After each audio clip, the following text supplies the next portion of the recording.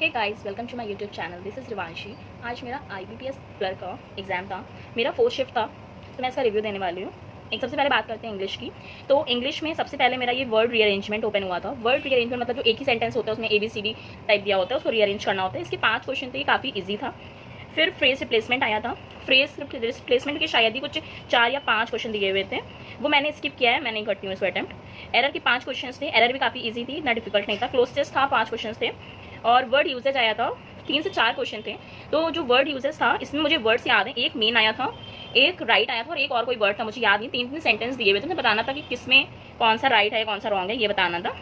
फिर आरसी था, आरसी में 7 से 8 क्वेश्चन थे। आरसी हमारा ओलंपिक रेलवे पे था, तो ये मुझे मतलब इतना इजी नहीं लगा, जैसे सब लोग ने बताया था कि बहुत ही इजी आ रहा है आरसी, बट ये इतना इजी नहीं था, थोड़ा सा मॉडरेट था। इसमें एक वर्ड दिया हुआ था ट्रीटमेंट, ट्रीटमेंट का हमें सिनोनिम्स बताना था। और लाइट दिया हुआ था, लाइट की जगह पे हम लोग को रिप्लेस करना, लाइट दिया हुआ था, लाइट का हमें सिनोनिम्स बताना था या उसकी जगह पे जो हम फिल कर सकते हैं वो बताना था। इसमें ऑप्शन मुझे याद है, कुछ फ्लेम था, इग्निट था और भी कुछ था, तो ये बताइएगा आप लोगों ने इसमें क्या मार्क किया है। इंग्लिश ओवरऑल मॉडरेट थी, इतना इजी नहीं था इंग्लिश। तो इंग्लिश में मैंने 21 अटैम्प्ट करे हैं। फिर बात करते हैं क्वांट की। तो क्वांट मुझे इजी लगा, मुझे इतना डिफिकल्ट नहीं लगा क्वांट। सबसे पहले बात करते हैं DI की। हमारे में सिर्फ एक ही DI आई हुई थी, जिसके 5 क्वेश्चन थे। ABCD दिया हुआ था, संडे और मंडे का दिया हुआ था डेटा। उसमें बस इसमें से 5 क्वेश्चन थे, ज़्यादा क्वेश्चन लेंदी थे, देख कर लग रहा था कि बहुत ही ट्रिकी हैं, बट क्वेश्चन बहुत ही ईजी थे, कुछ भी नहीं था क्वेश्चन में। सिंप्लीफिकेशन बहुत ज़्यादा इन लोगों ने दिया था, मतलब 12 से 15 सिंप्लीफिकेशन हमारे था और बहुत ही ईजी था, मतलब एक ही बार में पूरा हो रहा था, कोई भी लंबी कैलकुलेशन नहीं थी, कुछ भी नहीं था, सिंप्लीफिकेशन बहुत ईजी था। मिसिंग सीरीज आई थी, 5 क्वेश्चन थे, ये भी इजीली हो गई थी, थोड़ा सा टाइम लग रहा था बट हो गई थी। अरिथमेटिक क्वेश्चन की बाकी टोटल हमारा अरिथमेटिक था, मतलब ऑन एन एवरेज कुछ 10 से 12 नंबर का हमारा अरिथमेटिक सेक्शन आया था। अरिथमेटिक सेक्शन इतना डिफिकल्ट नहीं था, मतलब इतना डिफिकल्ट मुझे नहीं लगा। क्लर्क का पेपर है तो इतना डिफिकल्ट नहीं आता है। टाइम एंड वर्क का एक क्वेश्चन आया था, उसमें मनीष और S से कुछ नाम था और G से कुछ ज्ञान नाम दिया हुआ था। उसने पूछा था X की वैल्यू, उसमें हमसे पूछा था, तो X की वैल्यू उसमें 8 आ रही थी, मेरा आंसर इसमें 8 था। आप बताइएगा क्या आंसर आ रहा था। प्रॉफिट लॉस का क्वेश्चन था, ये जो प्रॉफिट लॉस का क्वेश्चन था ये मेरा सबसे पहला क्वेश्चन था और मैंने इसको 3 बार रीड किया, मुझे बिल्कुल समझ में नहीं आया, फिर मैंने इसको स्किप कर दिया। जब मैं पूरा पेपर सॉल्व कर चुकी थी देन मैंने इस क्वेश्चन का अटेम्प्ट किया था।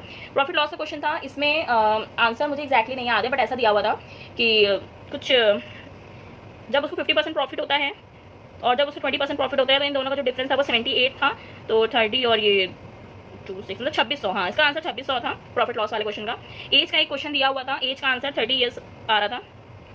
परसेंटेज का आंसर था, परसेंटेज का ऐसा था कि 2 कैंडिडेट हैं, उसमें एक को 32% या ऐसे कुछ 38% मतलब वोट मिलती हैं और वो शायद कुछ 912 या 918 वोट से लूज कर देता है, तो और 5% वोट हमारे इनवैलिड थे। तो टोटल नंबर ऑफ वोट्स हमें बताने थे और जहाँ तक मुझे याद है, मतलब इतना मुझे एक्जैक्टली नहीं याद है, बट शायद इसका आंसर 4000 था, ऐसे ही कुछ था इसका आंसर। मिक्सचर एंड एलिगेशन का एक क्वेश्चन था कि एक मिक्सचर है, वो कुछ उसका क्वांटिटी दिया हुआ था, 3:5 के रेशियो में ब्रेक हो रहा था। हाँ, 168 था, 168 था, 3:5 के रेशियो में ब्रेक हो रहा था। उसके बाद इसमें कितना वाटर हम इसमें ऐड करेंगे कि इसका रेशियो जो वाटर का परसेंटेज है वो 40% हो जाए, ऐसा क्वेश्चन दिया हुआ था, मुझे याद है। इसका आंसर जो था वो 7 आ रहा था। हाँ, 7 आ रहा था इसका आंसर। एक कंसेक्यूटिव नंबर का क्वेश्चन था, आपको आप लोगों ने देखा होगा, जो इस शिफ्ट में है वो रिलेट कर रहे होंगे मैं कौन सा क्वेश्चन बता रही हूँ। एक क्वेश्चन था कि 7 कंसेक्यूटिव पॉजिटिव नंबर्स हैं, उनका हम लोग को एडिशन दिया हुआ था। उसने पूछा था कि लार्जेस्ट और स्मॉलेस्ट का डिफरेंस क्या होगा, तो उसका आंसर था वो 6 आ रहा था, मुझे याद है।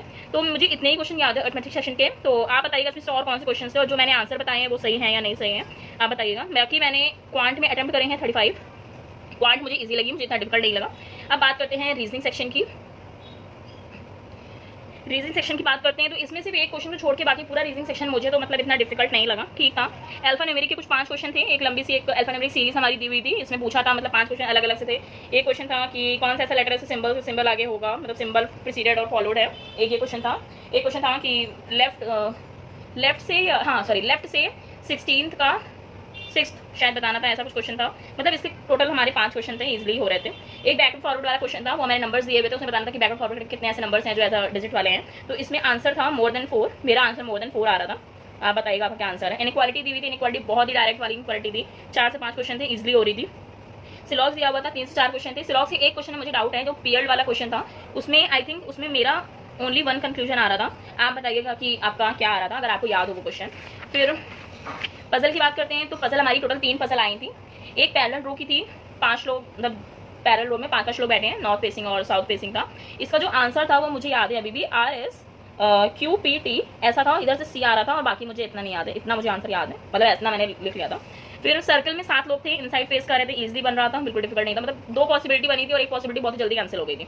डायरेक्शन डिस्टेंस क्वेश्चन था, 3 क्वेश्चन थे, इसमें जो ए और एफ वाले का था आंसर वो 4 मीटर वेस्ट था, एक का आंसर तो याद है, और एक को शायद नॉर्थ ईस्ट आंसर आ रहा था जहाँ तक मुझे याद है, ठीक है। आप बताइएगा क्या आंसर आ रहा था। ब्लड रिलेशन ऐसा था जिसने सबकी रीजनिंग खराब कर दी थी इस हमारे में, मतलब ब्लड रिलेशन ऐसा था ना कि बन नहीं रहा था, उसमें 2 ग्रैंडफादर दिए हुए थे और प्रॉपर पूरा पर्सन भी नहीं दिए हुए थे, तो वो बन ही नहीं रहा था। मैंने उसको बहुत बार ट्राई किया, 3 से 4 बार मैंने ट्राई किया, मैंने ऑन एन एवरेज उसको 4 मिनट दिए हैं, मैंने पूरी रीजनिंग कर ली थी, फिर मैंने इसको 4 से 3 मिनट दिए थे ब्लड रिलेशन को, बट ये नहीं बना। बहुत ही कम लोग मुझे अभी तक मिले हैं जिनका ऐसा बना हो ये ब्लड रिलेशन, मतलब किसी का मैंने नहीं सुना कि बना है।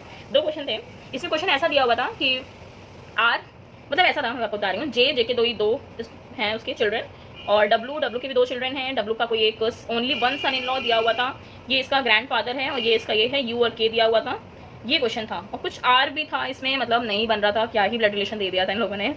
फिर हाइट एंड कंपैरिजन क्वेश्चन था, ये भी बहुत लोग मतलब सबका अलग अलग आंसर मुझे बता रहे हैं, बट मुझे जहाँ तक जो पता है इसका आंसर आइदर सी और डी होगा, क्योंकि इसमें सिर्फ 2 ही पॉसिबिलिटी बन रही थी, मुझे नहीं समझ में आ रहा सब लोग ने कैसे उसको सी एंड डी लगा दिया है, क्योंकि इसमें दिया हुआ था जो बी था ना वो ई और सी से बड़ा था, जो ए था वो ई से बड़ा था, और जो बी से जितने लोग बड़े होंगे उतने ही डी से छोटे लोग होंगे, और शायद 5 लोग थे, ठीक है। हाँ, तो देखिए अब जैसे बी से जितने लोग बड़े हो, सपोज एक बी यहाँ पे आ सकते हैं, 2 पॉसिबिलिटी से बन सकती है, 2 से ज़्यादा पॉसिबिलिटी नहीं बनेगी, एक डी यहाँ पे हो सकता है। अगर हम बी को यहाँ रख देंगे ना तो ये गलत हो जाएगा फिर, ठीक है। तो इस वाले केस में मैंने ऐसा किया है कि ए ई सी, सॉरी सी, ठीक है, ऐसा मैंने किया है, और एक जो मैंने बनाया गया ऐसा बनाया सी, तो मेरी तो यही पॉसिबिलिटी बन रही थी। आप बताइएगा आपका क्या है, हो सकता है मेरा ही गलत हुआ हो, सी और डी था इसका आंसर। एक को हमारी पजल सॉरी सीटिंग अरेंजमेंट आई थी, अनसर्टेन लोग थे, वो हो रहा था, 4 से 5 क्वेश्चन थे उसके, इसमें शायद 14 लोग बैठे थे, 14% बैठे थे इस वाले में, ठीक है। तो मैंने ओवरऑल रीजनिंग में 33 अटैम्प्ट किया है, मैंने 33 अटैम्प्ट किया है रीजनिंग में। तो ओवरऑल अगर हम अटैम्प्ट की बात करते हैं तो मेरा 89 अटैम्प्ट है, यूपी से मैंने फिल किया था, EWS कैटेगरी।